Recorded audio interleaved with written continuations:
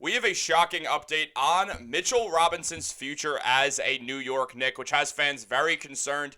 Meanwhile, Jalen Brunson has revealed the truth on a lot of criticism that he and other Knicks and athletes are facing in general, as there is a lot of questions surrounding what's next for this team, specifically in regards to Mitchell Robinson and his future, with the Knicks now starting to be in more question than ever before. And we are going to dive right into this, guys. But real quick, if you're not subscribed to Knicks Digest and are part of that 56% that is not subscribed, make sure to subscribe so you don't miss a single New York Knicks update every single day that we bring at you.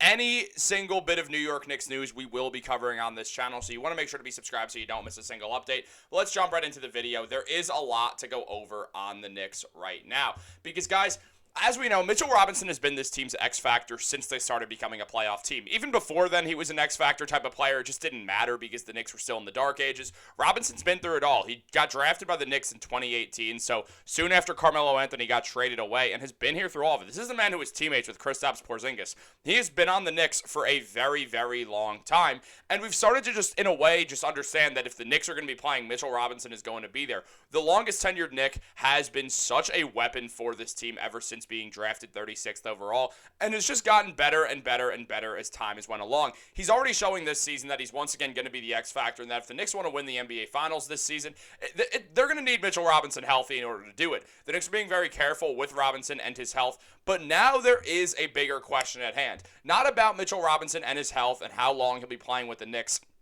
because of injuries, but now questions about how long Mitchell Robinson will play with the Knicks because he is a free agent at the end of this season. And there has been a lot of questions about that, and Ian Begley just revealed a very hard truth for Knicks fans, saying that there's going to be teams with cap space. If he's healthy, he's going to be very attractive on that open market. Maybe the Knicks surprise me and they do get a deal done in the season. If he has this impact on the floor when he's healthy, even though the Knicks are limiting him, teams know what he can do, and he's continuing to show it. Not only that, but also something to note is that Mitchell Robinson, if teams steal Mitch away, if a contending team steals Mitch away from the Knicks, they know that not only are they strengthening themselves, but they're also severely weakening a Knicks team, taking away their guy who has been just this staple of rim protection and is basketball's best offensive rebounder. I mean, Mitch in the playoffs last year wasn't even fully returned from the injury and at his best self, and still was phenomenal, putting up 5 points and 7 rebounds a night, averaging 3.7 offensive rebounds per game, despite the fact that he still wasn't fully healthy. Now, the Knicks, they're slow-rolling Mitch because I understand the injury that he faced, and Knicks Vice President of Player Medicine, Casey Smith,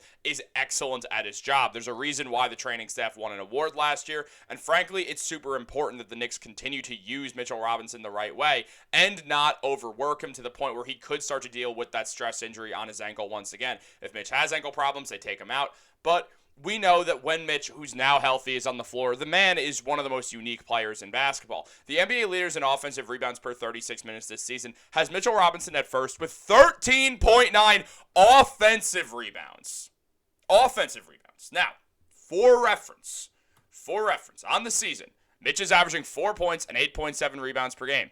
6.3 of those are offensive. So when we take the 2.5 rebounds that are defensive, put that per 36 minutes, we're witnessing Mitchell Robinson have a career per 36 minutes, or have a season per 36 minutes, where he's averaging nearly 18 rebounds a night. Mitchell Robinson not only lays claim for the best offensive rebounder in basketball, and I mean, Clint Capella is right up there with 8, Steven Adams is right up there with 8, Donovan Clingan and Jalen Duren are both excellent offensive rebounders as well, and Adams has long been named the other guy with Mitch to be the other best offensive rebounder in basketball. However, Adams has even said himself that Mitchell Robinson is better than him at offensive rebounding, and that Mitch is basketball's best offensive rebounder. So when we understand that, also let it be known that Clint Capella and Steven Adams are on the same team on the Houston Rockets. So the Rockets, they're rebounding that ball all right on offense, which is a terrifying thought when you got the, one of the greatest scorers of all time getting a second chance basket. But that's not the point. The point is that the Rockets are doing the right thing. And shout out to the Rockets and Rockets Digest. Go check out Chase on that channel. He's excellent. But in regards to the Knicks, in regards to Mitchell Robinson, in regards to this whole situation,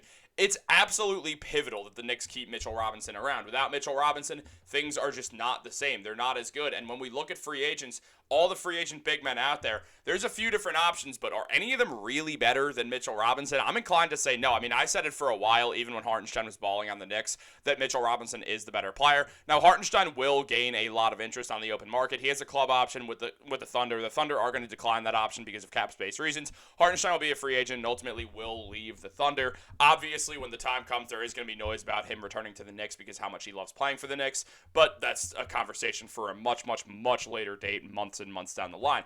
Outside of that, there's Vooch, who's obviously been playing very good, but is a completely different type of big man. Yusuf Nurkic, who's having a wonderful season with the Utah Jazz right now. Zach Collins, who's not really going to shake up the world. Robert Williams, who's a talented big man, but at the end of the day, he's definitely limited by injuries and only being 6'8". Brook Lopez might retire. DeAndre Ayton has struggled. Kevon Looney will, he is what he is. De'Aaron Sharp will be back with the Nets. Al Horford will likely opt into that deal with the Warriors. Nick Richards is a decent player for sure, who the Knicks will have interest in. Same goes for Andre Drummond. Jalen Duren and Mark Williams will also both be restricted free agents and likely won't be going anywhere, especially Duren, that is. But there definitely is a whole lot to consider with Mitchell Robinson and his future with the Knicks.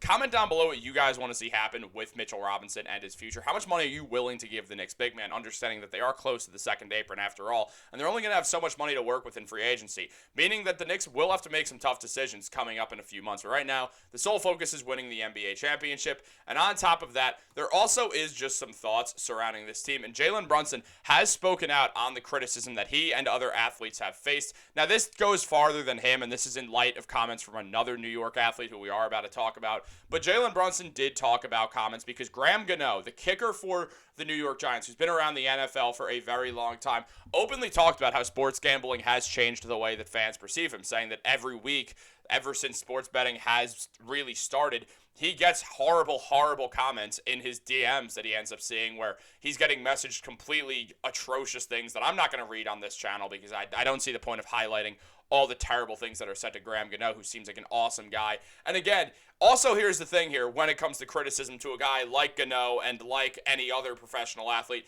Graham Gano has been in the NFL since 2009 for a reason. He's one of the best kickers in the sport. He's been that way for a very long time. His efficiency has been through the roof, whether it's been with Carolina, where he was not only a Pro Bowler, but also was the kicker on a team that went to a Super Bowl. Obviously, they got completely destroyed by the Broncos, who were just an absolutely insane pass rush, and Cam Newton really didn't have the offensive line to protect him there. People blame Cam Newton. It's not his fault, but this is not a football channel. Just wanted to mention that. But Gano's been around because of how great he's been. He's been with the Giants for a long time because he's one of the most efficient kickers. Now, Jalen Brunson is one of the best players in the NBA, and he is no stranger to this same criticism. With Brunson going out there and saying, it's definitely crossed the line a couple of times. Actually, I would say more than a couple of times. That they have said some pretty messed up stuff. The way I deal with stuff like that, I have my circle, I have my family. They keep me level-headed when it's positive, when it's negative, and start to get nervous or see stuff like that, or I start to get nervous and see stuff like that. It's tough to see, but I feel like the way I was raised, I use that stuff and try to make it into something positive for me. And that's credit to my parents. I try not to let it get to me, but there are definitely times that I reach breaking points. I try not to let the world see it because people don't really care about your problems, but I think that when my family is around, I'm allowed to be vulnerable. I'm allowed to say what's on my mind, say what's on my chest, and not feel any certain way about it. But it definitely crosses a line. I think people need an outlet. No matter what your outlet is, when stuff like that is happening, whether it's positive or negative, you need to be able to say how you feel. It's tough. I really don't wish that on anybody. I really understand why people think it's all right to. I don't really understand why people think it's all right to press send when that stuff's hateful. When I say some stuff, the worst things you are thinking of, or it's worse than that. Now, here's the thing. It's crazy to think that someone like Jalen Brunson could receive criticism for everything he's done for the Knicks and is continuing to do, having a season where he's putting up 28 points, 4 rebounds, and 6 assists per game, shooting 46% from the field, and 57% on that corner three with the three-point shot. Obviously, the percentage is going to go up. Here's the thing. I'm not trying to call people out here or say I'm above this because I've definitely lost my cool with players. I don't DM players. I don't see the point in that, especially now being on YouTube. I mean, I get hate comments and stuff. I actually read them. I find a lot of them to be fun. A lot of the time, the hate comments are funny, or I just think they are trying to be funny and kind of miss. People aren't gambling on me. There's no money on the line for me, so it's different. With Jalen Brunson, people put money on the line for him, and because of that, they get upset when they lose, which it's not Jalen Brunson's fault that you lost your parlay. Pick a better bet. I mean, as someone who gambles a lot, as someone who bets a lot of money on the UFC very frequently, I'm not like saying, you know what? I needed Khalil Roundtree to beat Yuri Prohashka. That didn't happen. Let me go into Khalil Roundtree's DMs after he just got violently punched in the face a million times and blame him for my problems. No, that's not our business, and people shouldn't be doing that. But at the end of the day, social media and just electronics in general, and this goes from, I mean, whether you're on Twitter, whether you're on any sort of social media, whether you're playing PlayStation against someone and you think it's all right to call them something because you're behind a screen. Stuff that people would never say to someone face to face. But also, we do see people do this face to face sometimes with athletes because a lot of times we see athletes as not real people. We see them as an entertainment value to our life, similar to the way that we see television show characters. Now, this is not every person. This is not everyone. And everyone who's hearing this right now is saying, well, I don't do that. Here's the thing. We've all probably left some comments or even just said some stuff to ourselves. I mean, look, how many people here have been in a bar and been watching a Knicks playoff game and just been like, are you effing kidding me? Insert name here. I've said it about Brunson. I've said it about Towns. I'm not saying that they suck. Actually, I probably have. I probably have been like, wow, they're sucking right now. I mean, I will tell you an actual story. This is a real thing that happened in my life. So my friend worked at a school for a while that I used to go to, and he used to go to all that. Doesn't really matter. Won a raffle. We got 4 courtside Knicks tickets. We were courtside VIP tickets. It was the sickest thing ever. It was the Knicks Bulls game in 2024, the final game before the playoffs. Jalen Brunson put up a 40-point game. It was when he was on that stretch averaging 36 points per game at the end of the season before the Knicks would ultimately go and beat the 76ers up. Look, I said, because Jalen Brunson was 2 for 7 to start the game with 4 points and was just sort of struggling to hit his shots. It was not that bad, but I did say, yeah, JB's cold right now. He's just not having a great game. A guy turns around and says, oh, just wait, he'll have 40. I then learn that that was Jalen Brunson's uncle. I also said that in front of his mother and his sister, that Jalen Brunson was not having a good game. Objectively, was I correct that he was not having a good game? Yes. Did I feel horrible about it? Of course I did. I don't want Jalen Brunson's mother to be like, why is this guy talking bad about my son? And guess what? She has a right to feel that way. My mom would, if she read the hate comments in my YouTube comments. And Mom, by the way, I know you're watching this video. Don't read the comments. Look, it's really one of these things where it's life. At the end of the day, we should not be chastising athletes because of gambling. It's gonna happen, and people are gonna get mad. But it really is, there should be a line that gets drawn somewhere. And it's just an interesting topic to talk about, especially after seeing what Graham Gano has said and all that. But, like, when we look at, like, someone like Mitchell Robinson, in this stat line right here, 5 and 7, which isn't going to change the world sometimes when you just look at the raw numbers. Obviously, when he's on the court, he does change everything. But, like, at the end of the day, it's a line that has to be drawn. And Jalen Brunson's right to call people out on this. And frankly, it's just an interesting topic to talk about. It's something I've never really talked about on this channel because it hasn't ever come up. So I wanted to go over it. I figured it'd be an interesting thing to talk about. Obviously, in the middle of the season, there's some Knicks news that goes on and then some stuff that's more just kind of not Knicks news and some just stuff to talk about that's good. We should not be... No, Jalen Brunson should never get hate from Knicks fans under any circumstances. He didn't have to come here. He did. He signed with the Knicks. The Pacers, the Pistons, they both offered him contracts. He signed with the Knicks. He took a $113 million pay cut to stay with the Knicks to help them get talent so they could try to win an NBA championship. We shouldn't be throwing shade towards Jalen Brunson, but also at the same time, if I had to put a lot of money on it, and as I've already said, I'm not afraid to put money on things, I would imagine that most of the hate coming towards Jalen Brunson is not from Knicks fans. I imagine it is from people who have gambled on him and lost money because Jalen Brunson only hit 2 threes instead of 3 threes. Guys, just bet better, and then you don't have that problem. I say that, and I've been terrible in the UFC this year, but not the point.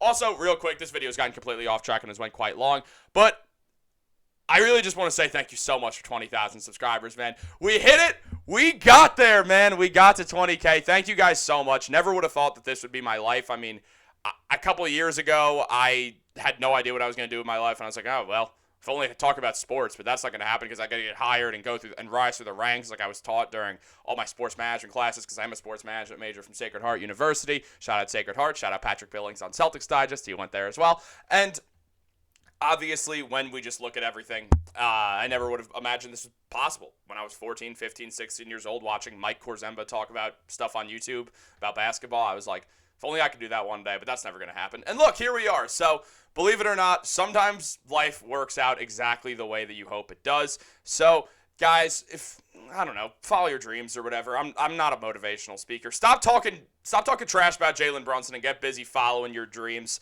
because that's way more fun. Thank you so much for tuning in. Always, guys, if you're still here, well, thank you, because we're 15 minutes in, and these videos are usually 8 minutes. So if you're still here, you can leave now. Like this video, subscribe, turn on post notifications. Have a wonderful day. Thank you so much for 20K.